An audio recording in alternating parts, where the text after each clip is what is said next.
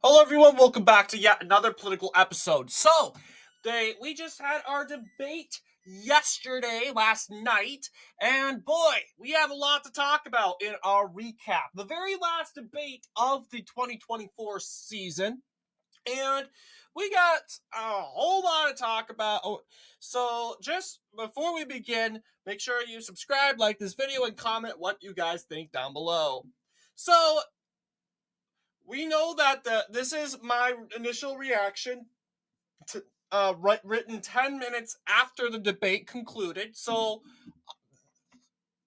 me thinking JD Vance won the debate was my opinion. And honestly, now we can say it's a fact because the liberal news media has declared that JD Vance won the debate.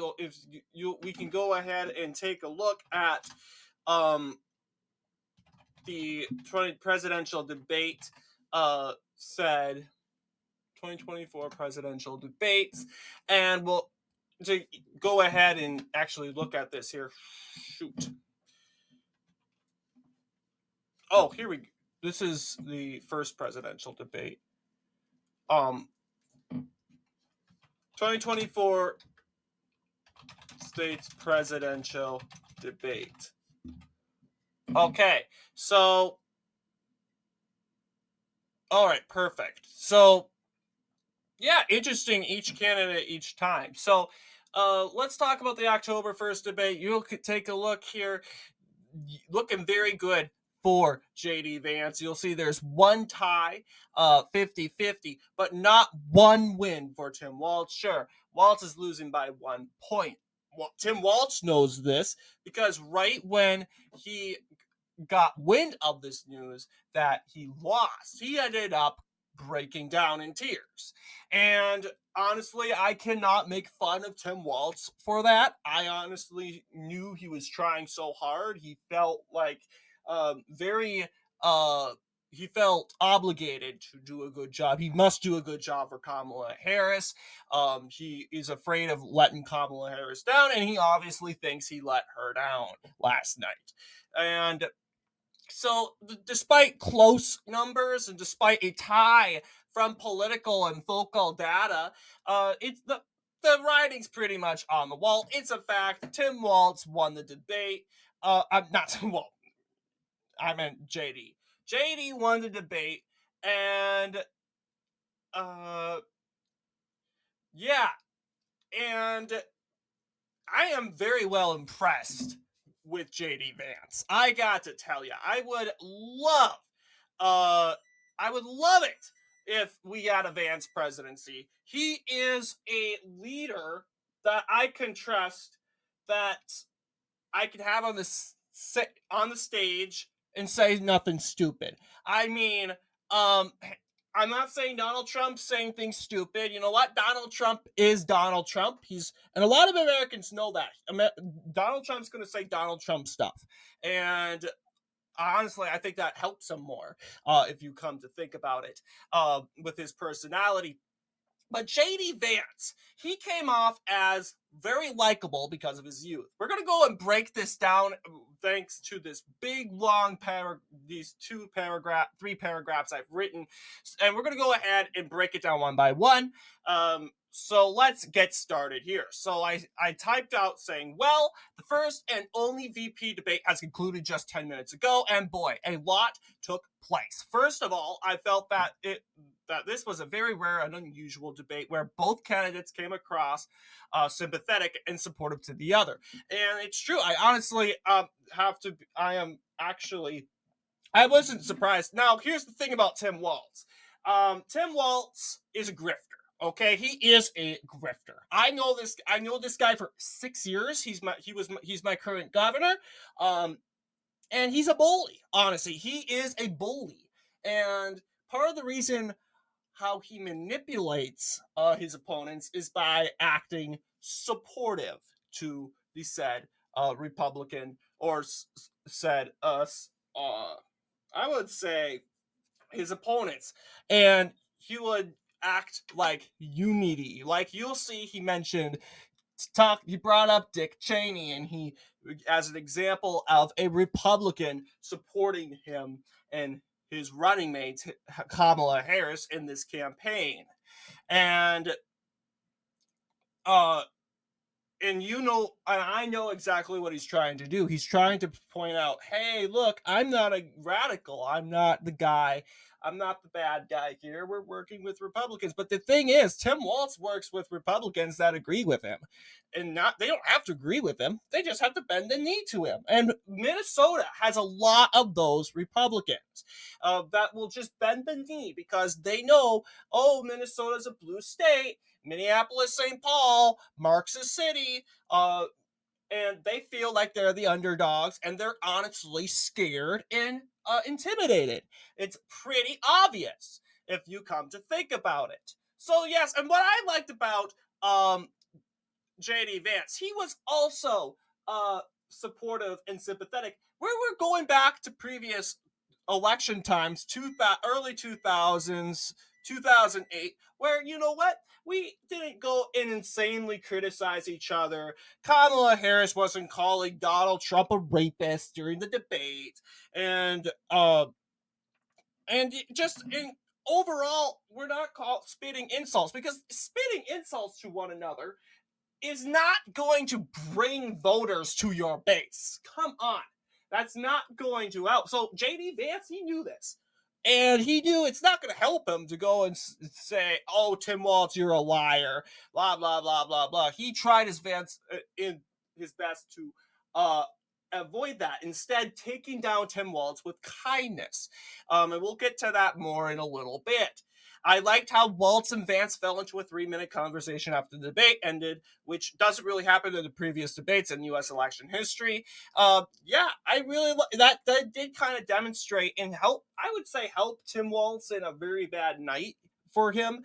Like the only good moment I think Tim Walz had was at the very end when the camera began to fade out and he was shaking hands with JD and sitting there for 3 minutes. Because in the last few debates, that doesn't happen. Kamala Harris, Donald Trump shook hands and left the stage. They didn't have a cohesive conversation. Same deal with Joe Biden and Joe Biden and Donald Trump. They shook hands, left the stage, and following the presidential election debates afterward. So very interesting indeed. And I thought it was very interesting. And part of that is Tim Walz's personality. Tim Walz, a lot of people say, "Oh, a lot of people can't relate to him." I'm going to be unbiased, okay, and I'm going to say that's not necessarily true. There's a lot of Minnesotans that relate to him. A lot of Minnesotans like his personality, and a lot of Minnesotans think of Tim Walz as your next door cabin fisherman. Okay, they're your average fisherman who goes on the lakes of Minnesota every weekend and comes back, and he's just a good buddy sort of guy. They think of him as a buddy. Okay, they think of him as uh, a buddy, big community sort of community neighbor guy, and that's, I could say, part of the reason why Walz is getting independents a lot. He got a whole bunch of independents, even though his opponent Scott Jensen ran a very moderate campaign. He ran on making bettering healthcare in Minnesota. Well, guess what? That was too far right for Minnesota, apparently, and they decided to put abortion in Scott Jensen's mouth. It doesn't matter how much Minnesotans get grifted. It seems DFL always wins, especially when it comes to Walz burning down Minnesota. It's okay. It's that grifting personality of Tim Walz, that bullying behavior that he does to manipulate voters, especially independents, will continue. And then there's CBS. And they went and just totally just gaslighted us at the first debate. I honestly thought CBS would do a good job, a better job than CNN. I was wrong, like straight out wrong, because how much, like, CBS had a partisan left-wing hack. Why are we talking about climate change and comparing it to Hurricane Helene. Why are we doing that? Why are we comparing climate change and Hurricane Helene? They so, oh, Hurricane Helene, it's going on, and I'm thinking, okay, Hurricane Helene. Are we going to talk about what Hurricane Helene is causing to infrastructure and buildings and overall families? Nope, they compare it to climate change, which is stupid. We should be talking about, hey, is there a way how Mr.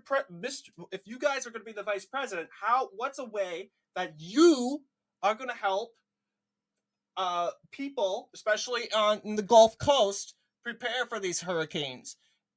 And they didn't want to talk about that. They wanted to talk about climate change. They go and push on JD Vance if he is in recognition of climate change and bringing up Donald Trump's past beliefs about climate change. Like, Donald Trump isn't even there to say anything. And the funny thing is,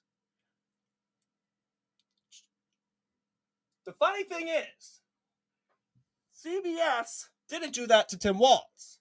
She didn't go, Mr. Walz, Mr. Governor Walz, your opponent, Kamala Harris, talked about banning fracking.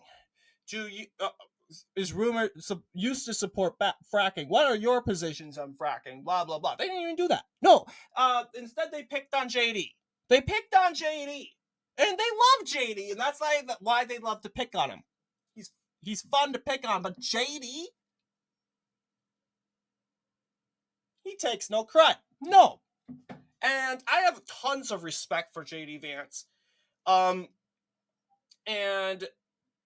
for putting the media on its plate at their place, because, as you know, the media, after talking about the Haitian immigration, and I think we'll talk about that in a little bit, JD Vance was like, no, and I don't think she was being impulsive. No, I think JD was enforcing the rules. Just because you're the moderator doesn't mean you get to break the rules that you set. Everyone thinks that people can do that, break their own rules. Really? The two campaigns agreed to the rules. And I'll talk about why CBS decided to go forward and break these rules in a little bit. But continuing on with the paragraph. Yes. Let's see. Other than CBS not really honoring their end of the bargain on the fact checking agreement that originally agreed to, I thought the debate was very well done. But I believe there was a specific winner of that debate, and that debate winner is JD Vance. And here's the reasons why Vance won. He was confident. Okay, we're looking at previous election history, specifically 1960s. We saw, comparing him to JFK, he was confident. He stood up and he spoke clearly and confidently. And very well done compared to being a very new face to most Americans. And most Americans can definitely relate to him, especially young men. Men in general can relate to this guy.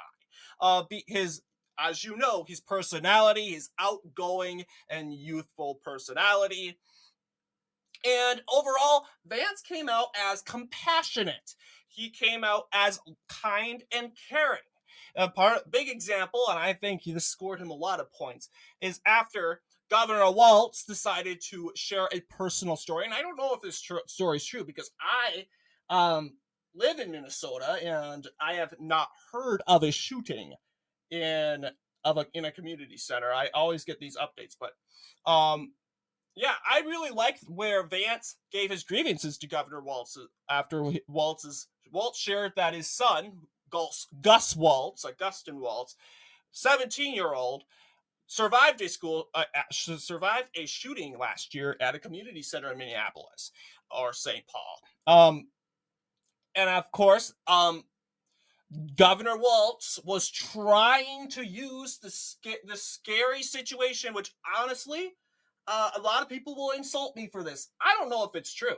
I honestly don't know if it's true. Tim Walz, as you know, lies all the time. He has lied about he's even lied about stupid stuff. Like lying about the number of dogs he has in his mansion. Like seriously, he's lied about the Tiananmen Square incident with Hong Kong. How do you know if he's not lying to your face? Like, here's the thing. I hear about shootings all the time. It's Minnesota. It's Minneapolis. It's a cuckoo for Cocoa Puff City, where the incompetent mayor, believes that there's nothing we can do about crime. So guess what? In the homicidal city of Minneapolis, there's times where, you know what, they don't even talk about the shootings, even though there's like 3 people shot at a club. They don't even want to. They don't talk about it because that's normal in Minnesota. Well, I'll tell you what's not normal, and what would be talked about across the state: the governor's son surviving a shooting like that. I have a question.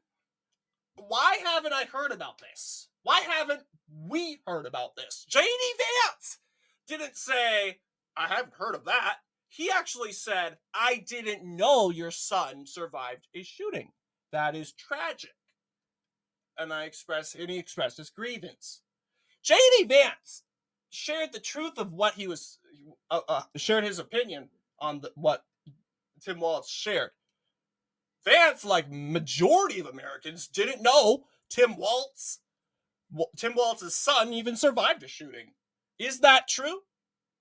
I don't know. I can look it up in the internet, but this video is going to be very long. But honestly, the point I'm making is, I think it's your right to decipher, agree to disagree with it. The left-wingers that totally agree, by the way, that totally believe that Gus Walz survived a shooting, will totally nod their heads in staunch agreement that Gus Walz survived a shooting. Therefore, gun violence is bad.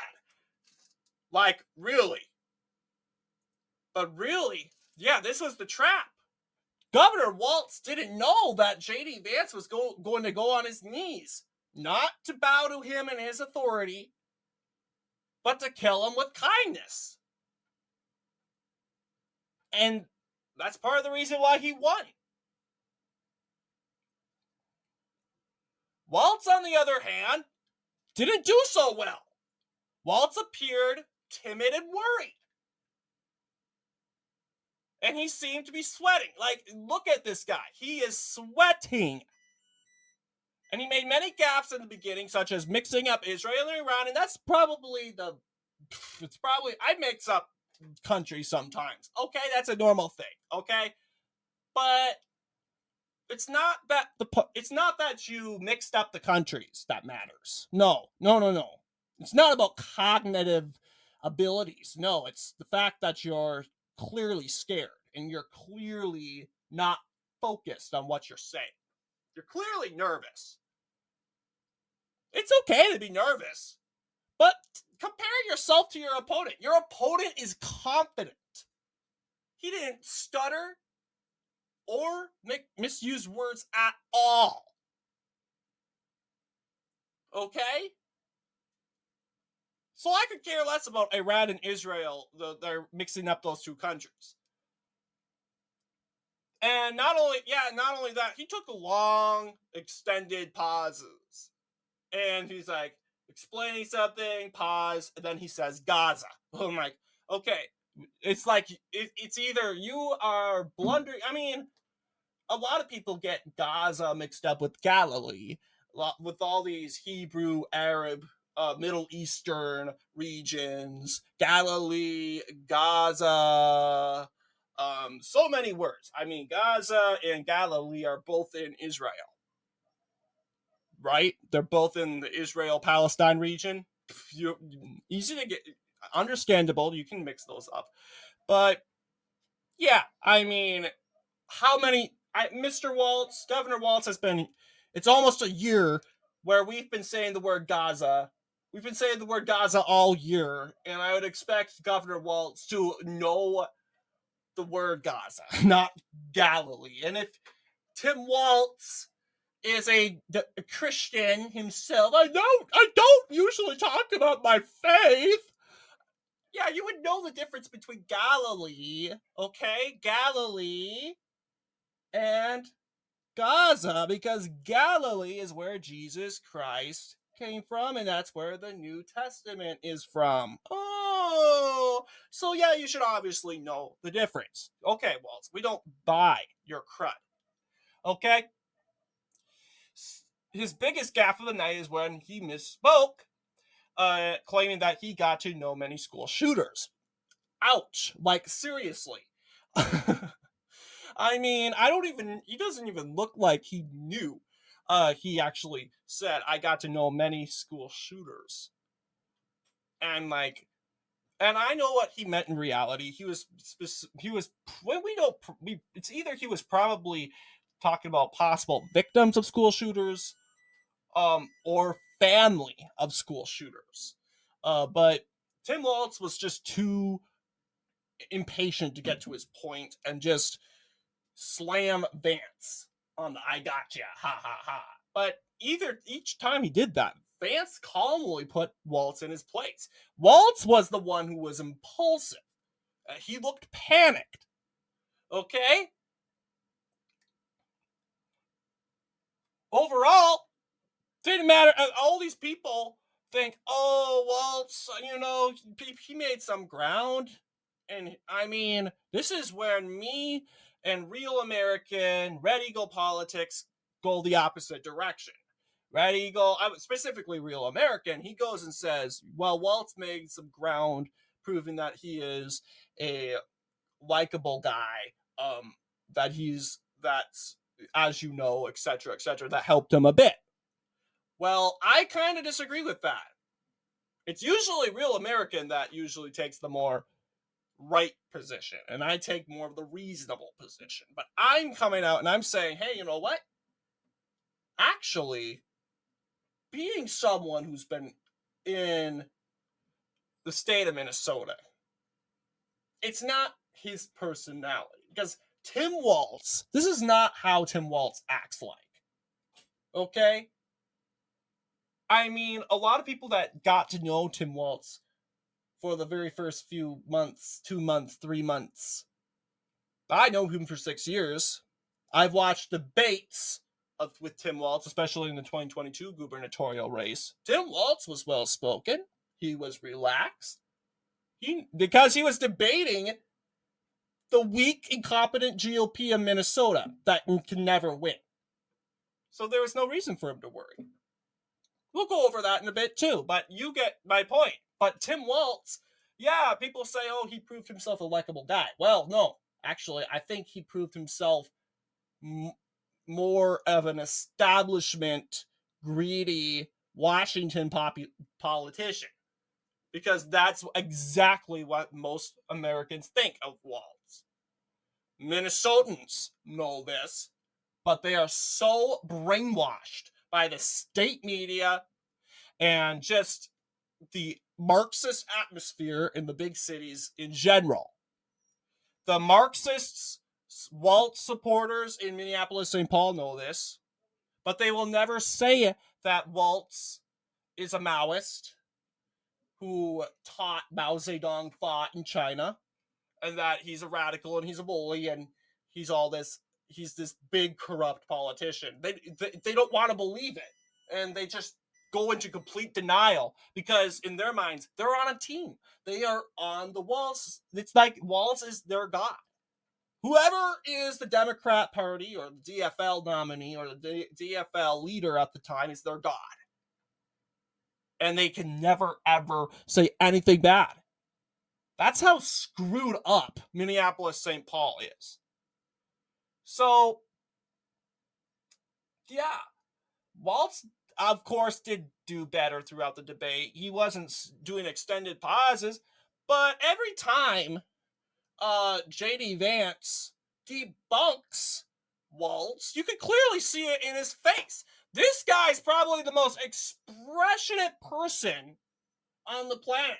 And not a guy who likes to look at Tim Walz. Okay? I don't like to look at my governor. I don't like him. So I don't look at him. So I don't notice. And just last night, I'm like, wow, this guy's like Adam Schiff.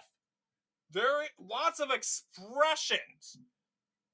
If you see photos of Tim Walz, it seems like it looks like this guy's his head's gonna explode because couch cushion JD Vance, as he likes to call him, is actually not couch cushion JD Vance. And he's like, wow, he's actually pretty good. Of course he was good. And then again, I can't feel bad about Walz too much because Tim Walz decided to stay on the campaign trail instead of taking time out to do interviews and actually being asked hard and difficult questions and actually forming good responses. He didn't want to do that. I'm sure he practiced. But MSNBC made a good point, and I usually don't credit MSNBC at all. But they're saying, oh, he practiced too much, that he got over his head, and we can all see it. We can all see it. Yes, clearly. Yeah, and the sweating continued frequently throughout the debate. And yeah, this brings us back to the 1960 presidential debate where JFK handily defeated Richard Nixon in the same fashions as Vance did towards Walz. People liked Kennedy, JFK, because he was young, he was relatable, he was likable, he was well-spoken. Richard Nixon was the vice president. He had a very good approval rating. He was very popular and well-liked.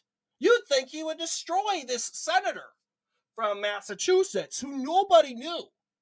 People were starting to know him. He was a rookie, just like JD. But it was about personality, too. Everyone thinks it's about, making points and having the last laugh. But really, it's actually how you say those points and how you look up on the stage. Because JFK handily took down Nixon. Nixon was sweating. Nixon was stiff. He was sitting on his chair, and he was tense. JFK, then again, they were on chairs. If you ever take a look at the 1960 footage, he was reclining back. He had his legs crossed. It proved that he was confident. He wasn't worried. That he is not scared and intimidated on being on the world stage. And overall, he's young. Americans love young people. They love young politicians because younger politicians tend to not be more corrupt. They tend to be less. And then again, it's mostly because they're newbies. They don't want to screw up right when they get into Congress or something like that. But when they get older, they're like, oh, I've developed a lot of trust. Let's see if I can get some profit. Okay? So Americans have skepticism towards older politicians, mid-age politicians, but younger politicians. America has fallen into a love relationship with them. So that's why I really think, yeah, Vance took over a lot of people. In fact, Vance's approval rating jumped up 9 points overnight. 9 points. He is technically above water by 1 point. He's not 50% above water. He's 49%. 49% of Americans, and I memorized this poll, 49% of Americans approve of J.D. Vance. 47% disapprove of J.D. Vance. I wonder, and I'm not surprised if a lot of Americans approve Tim Walz, because Tim Walz is a grifter. If people disapprove of Tim Walz, he must be a horrible grifter. And I have to be honest, he's a perfect grifter. But more on that 1960 debate. Kennedy appeared young and relatable while Nixon looked, yeah, I made that point. I actually thought Walz would have the upper hand due to him being in politics longer than Vance. But I was honestly proven wrong. As someone who watched the 2022 Minnesota gubernatorial debate between Walz and Jensen, I was pretty sure Walz was going to catch Vance in a couple traps because Walz is, of course, he's a grifter. He's a con man. And Vance, he's a rookie. He's a rookie. He is new to this. But that didn't happen. In fact, I can tell you why the said media, CBS, intervened out of the blue. And it's true because they never intended to fact check. They never planned to do it. But they were actively cheering on Tim Walz secretly to fact check JD Vance. But Tim Walz couldn't fact check JD Vance. I mean, he could have said anything in fact check. He could have said, "Oh, you're lying about this and this and this." He did that, but not as much as the media did. But Walz couldn't fact check Vance because Walz was too busy looking at his groin. And I'm not being sarcastic. It's either he was playing with a tampon or if he was looking at his groin. He was trying his best not to wet his pants out of pure fear and intimidation. You can clearly tell. Tim Walz was more concerned of actually looking good at stage and speaking clearly and actually being good at the game than actually holding his opponent on the same standard, right? Putting his opponent in his place, right? And that frustrated the CBS liberal news media. And they're like, fine. I mean, let's be honest. The past month, we've been hearing nothing about cats and dogs. And that's media-generated propaganda. And the media wanted Tim Walz to go off on the cats and dogs. Oh, he's eating the cats and dogs. The rhetoric's so scary. And they're mad that Tim Walz didn't fact check. There's nothing to fact check, by the way, because it's true. They're mad that Tim Walz didn't fact check Vance over the Haitian immigrants. Because I'm sorry, they're saying all of those Haitian immigrants have entered legally. I don't know where's your proof? Where is your legit proof of that? Are you sure? Because I'm not, and JD Vance said, hey, we shouldn't demonize immigrants. But when these people are, when there's a crisis developing because of these people, we need to fix it. Walz easily had Vance in his mouth, but he didn't chew. He barely chewed hard enough. So CBS News felt that they had to intervene to give the final blow. They actually had, because Walz wasn't saying what they wanted them to say. It's like saying, "Oh, Springfield, Ohio has a huge Haitian community. Blah blah blah. Not all of them can be illegal immigrants. Blah blah blah. Hateful rhetoric. Walz couldn't say that because he was too busy looking at his groin, making sure he doesn't spill urine all over, doesn't blow it in the middle of the stage. So CBS decided, fine, we're gonna do it. I don't care if we break the rules. We'll just mute your mic. So they go and make this huge projection. We just want to clarify. You shouldn't have to clarify anything, guys. God, you're the moderator. Your job is not to inform Americans, okay? Your only job is to inform the Americans on the rules of the debate, which you guys clearly broke. It's actually you guys who broke the rules. The ones who actually were telling us, here's the rules we're going to break tonight. We're American, these two candidates are allowed to fact check each other. We're only allowed to, as you know, we're only allowed to interject when it comes to the breaking up a conflict or something like that, moving on, sort of deal. Wink, wink. Like, we'll see. I mean, they don't actually mean it. Are you kidding? Because they're on a side. They are partisan media. And even CBS News, PBS is also partisan news. I mean, you can't just anything corporate. You can't trust them. You just can't. They're on a team.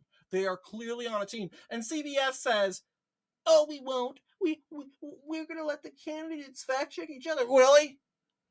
I mean, I can't shame people for believing that because I was one of them. I actually thought CBS was becoming more moderate because they weren't spilling TDS everywhere like MSNBC and even CNN, ABC.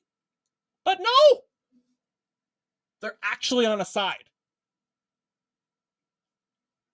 And I loved that JD Vance didn't snap. He actually interjected, hey, we actually agreed to not do fact checking. And since you're fact checking me, I'm going to kind of have to clean up the mess that you spill everywhere and made my image bad. But the media didn't want him to do it. Moving on, Senator, moving on, and moving on, and cut your mic. Really? I mean, didn't we come up with this idea so you didn't have to do that? How cringe and awkward. Actually, you're not the ones you guys are the ones who's being awkward. JD was being strong. He stood up for himself. And at first I was like, shoot. I was actually hoping he wouldn't do that. But actually I changed my mind. I'm glad he did that. I don't think I would have done that. I think I would have let them fact check me. But JD, it proves how strong of a leader he is. He does not like being pushed around. So does Trump. So doesn't Trump, right? Doesn't like being pushed around. But JD is actually going to I think after he got his word of edgewise, he kind of shut up. He didn't start up the conversation again about when they moved on to the economy, which I think was pretty good.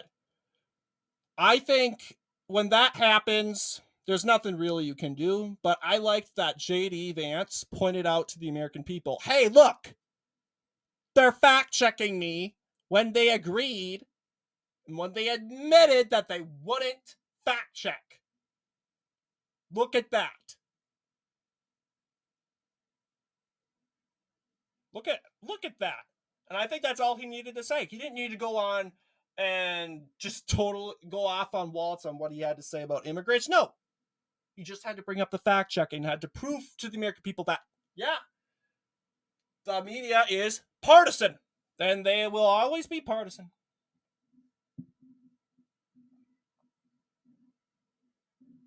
But yeah, I think it's quite obvious. So here is the map post debate. Now, polls have not got out, okay? No polls. No real polls have been released. So, prior to the debate, maybe there's some one-day polls, but I want to wait because anything can happen. Because we've been seeing some polls come around. We've seen a Trump win in Michigan, a Trump win in Wisconsin, a couple Trump. I mean, I want to believe Donald Trump carried all 6 swing states again before the debate. But I want to see what will happen afterward. After like maybe 3-5 days later, when we can officially say, hey, and do I think this bends the needle? No. I don't think it does. Because Americans already know who they're voting for.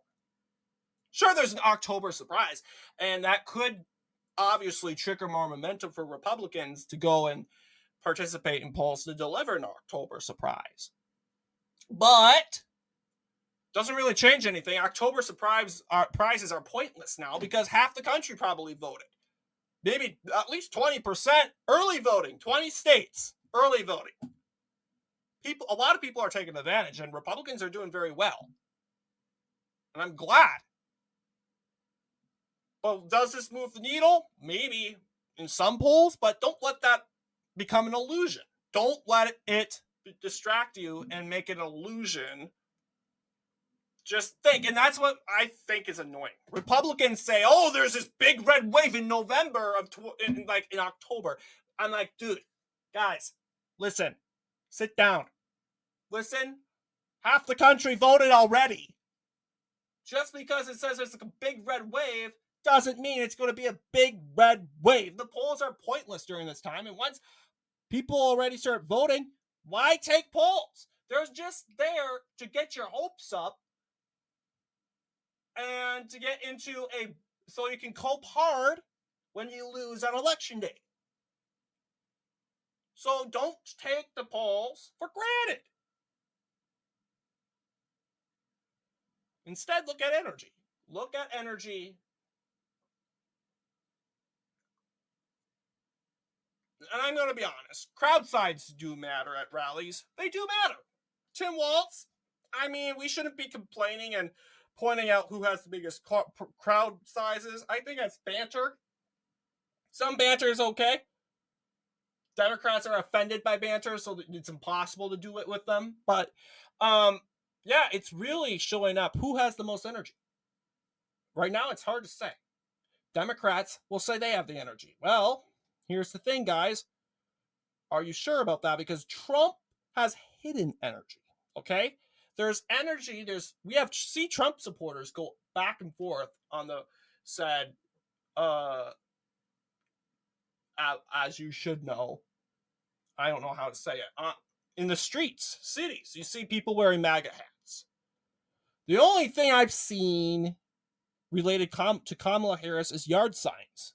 That's it. You don't see people walking around with Kamala Harris merchandise down New York City. And honestly, I see someone walking down with Kamala Harris merchandise, I wouldn't be surprised, especially if it's in New York City.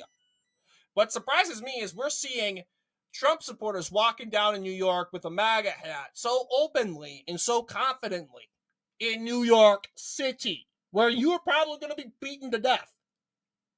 In Minneapolis, you'd be probably beaten. I mean,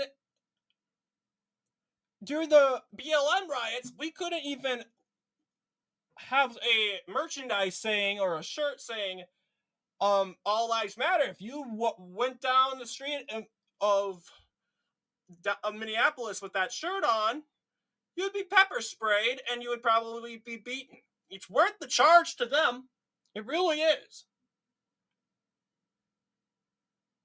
So what do you guys think in regards to our video and our analysis? Very long analysis, but of course, analysis, but it was important to talk about.